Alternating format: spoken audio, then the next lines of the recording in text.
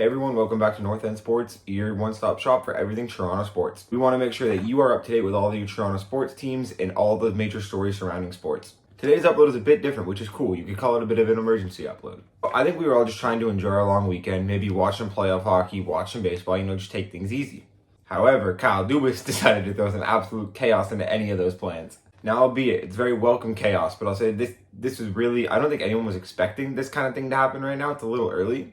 Free agent signings, big trades, all that kind of stuff, at least in the Leafs case and most other teams as well, that kind of stuff waits more to the end of the playoffs, when every team is available to talk. And, that's something I brought up in my last upload where we were talking about the Leafs offseason, where I said, don't look too much into it right now. It's still too early to think of really any major moves that everything's going to happen. Take your summer, relax a little bit. We'll see things start to ramp up in the next coming months, maybe July when free agency opens back up. However, Dubas decided to make me look like a fool, and I couldn't be any happier about it. Dubas knows that the pressure is on him right now, and he just decided, you know what, there's no time to wait. If we want to win the Cup next year, it is time to start this next season right now. So if you weren't already aware, yes, I'm talking about the Mark Giordano signing news. Mark has signed a 2-year, $1.6 million total contract that carries an $800K AAV for 2 years with the Toronto Maple Leafs. This is massive news for the Leafs. Mark Giordano made it really clear that he wanted to stay with the Leafs in his locker room cleanout just last week, and we talked about that on the channel.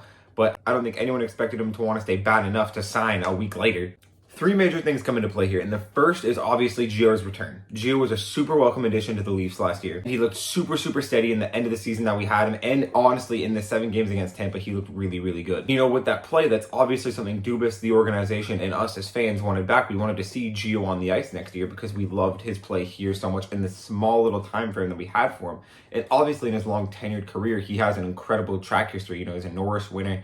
There's everything you want in a defenseman. He's very defensive-minded. It's something that the Leafs needed, and it was obviously Dubas had a priority in bringing that back. However, the contract that we had him at last year just wasn't doable for the Leafs again this year when we're trying to build a team around big contracts. Now, in the end-of-season push, in the situations we remember contracts and LTIR, that was manageable at the end of last year, but, you can't start a season with that kind of money dedicated to, I don't want to pull this card a little bit of that age where you don't want to have to worry about, this year it might work out fine, but if you would sign him to 3.375 for 2 years, then he gets hurt or his age catches up to him next year, then you're kind of stuck.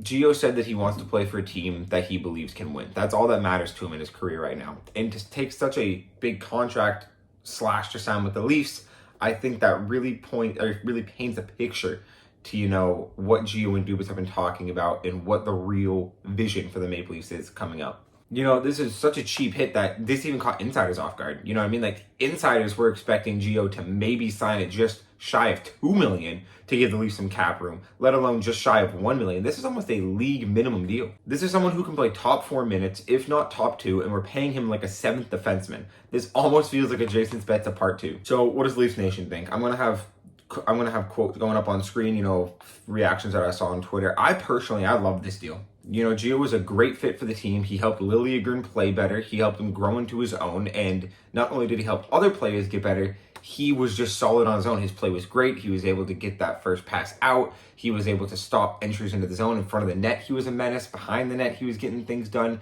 He was a great player, and I'm so excited, and I know so many other fans are, to have him back. And his leadership in the room and on the ice is very important. So, you mix that with his on-ice play. His contract really could have been over $2 million with another team, but he took such a big cut because he wants to win here. With me personally, I was originally expecting a 1-year, $1.5 million deal. So obviously, I keep bringing this up, but it's such a welcome surprise to see him sign at such a cheap number. With Dubas's back up against the wall in the eyes of the fans, I really think this was the right move.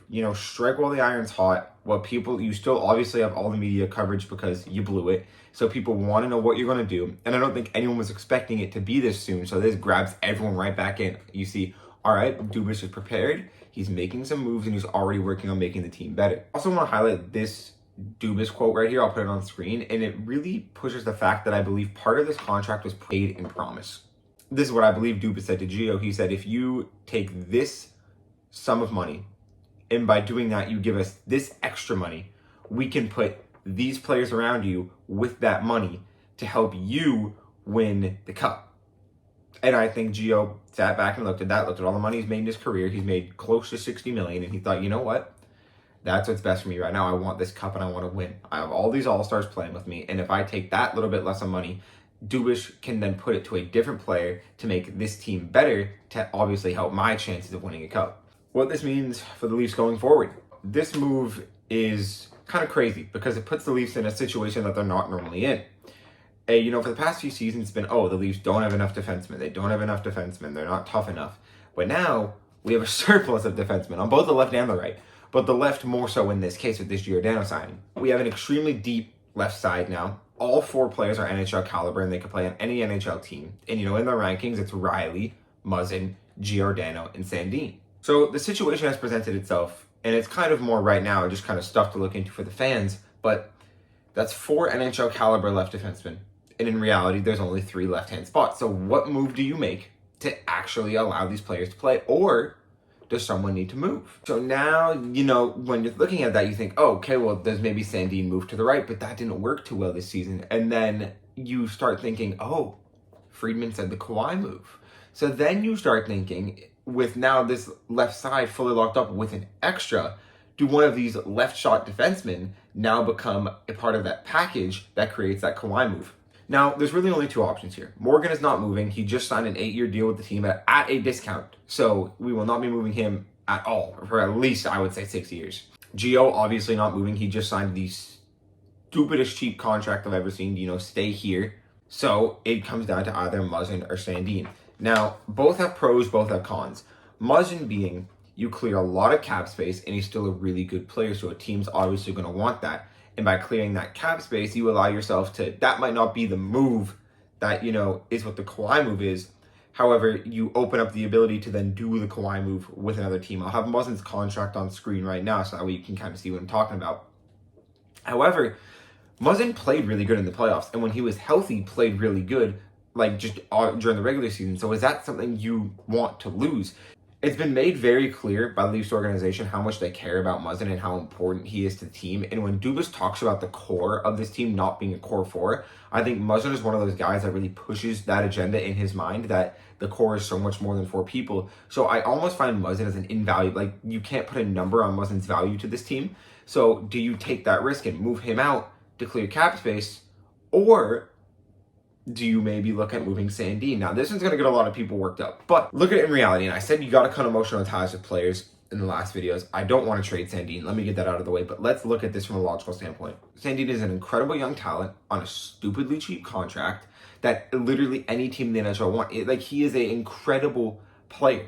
Now, you don't fix any cap problems by moving Sandin, but the return for Sandin is where things get interesting. You could maybe even include him in a deal that brings a player back in if you find another way to move out cap. You could trade him entirely for the draft capital that you've lost for these past couple of years, and then either A, use those picks, or B, then flip those higher picks that you now have back into a bigger move once you've cleared the cap space to, bring in a new player for the team that the team obviously needs a spark.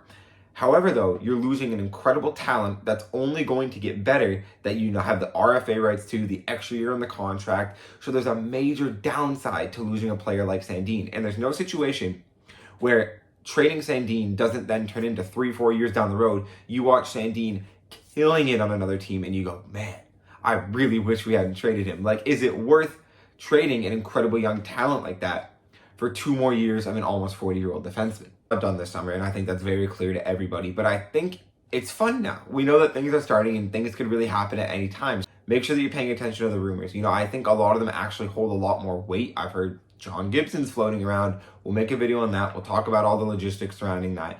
But just make sure you're paying attention. Right now is a time to be in the know because I think a lot of things with this team is going to be changing. For my money, if it matters to any of you, I think Sandin does not move. I think they try to put Sandin on the right and then just try to run it with his season so he can get used to it, not just one game.